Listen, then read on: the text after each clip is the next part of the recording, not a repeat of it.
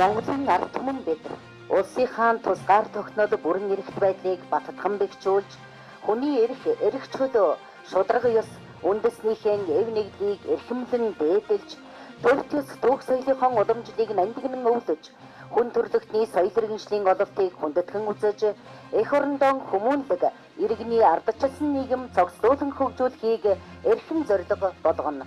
Үүний учир Монгол улсын үндсэн хуулийг даяаруулнон зарлан тунхаглаж байна. Нэгдүгээр бүлэг Монгол улсын бүрэн эрхт байдал. Нэгдүгээр зүйл. 1. Монгол улс бол тусгаар тогтносон бүрэн эрхт бүгд найрамдах улс мөн. Монгол улсын нутаг дэвсгэр зөвхөн засаг захиргааны нэгжид хуваагдана. Монгол улс дэлхийн эдийн засгийн хөгжлийн түгээмэл хандлага, өөрийн орны өвөрмөц онцлогт нийцсэн олон хэвшил бүхий эдийн засагтай байна. Иргэний төөрөвсөн оюуны үнэт зүйл бол зохиогчийн өмч.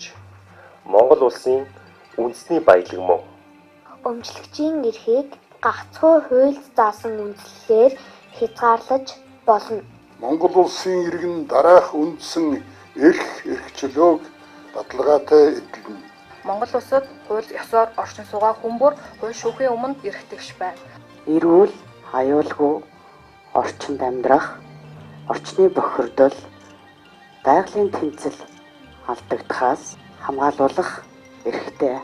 Хөдлөх, үл хөдлөх, хөрөнгө шударгаар олж авах, эзэмших, өмчлөх, өв залгамжлуулах эрхтэй. Улс төр, эдийн засаг, нийгэм соёлын амьдралд гэр бүлийн харилцаанд эрэгтэй эмэгтэй тэгш хэрэгтэй. Төрийн байгууллага албан тушаалтанд өргөдөл гомдлоо гаргаж шийдвэрлүүлэх эрхтэй. Өндөр наслах, хөдөлмөрийн чадвар алдах, хүүхэд төрүүлэх, асрах болон хууль заасан бус тохиолдолд эд мөнгөний тусламж авах эрхтэй. Хэнд боловч эрүү шүүлт тулгаж хүнлэг бос хэрцгий хандаж нэр төрөг нь доромжилж болохгүй. Эрүүл мэндийг хамгаалуулах, эмнэлгийн тусламж авах эрхтэй.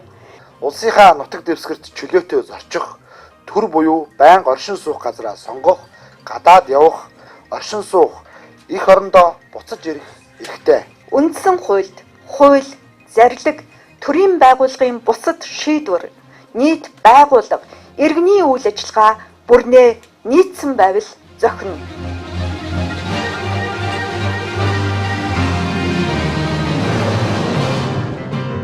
Монгол улсын ардчилсан шинэ үндсэн хууль батлагдсны 34 жилийн ойн энэ өдөр зохион байгуулагдж байгаа.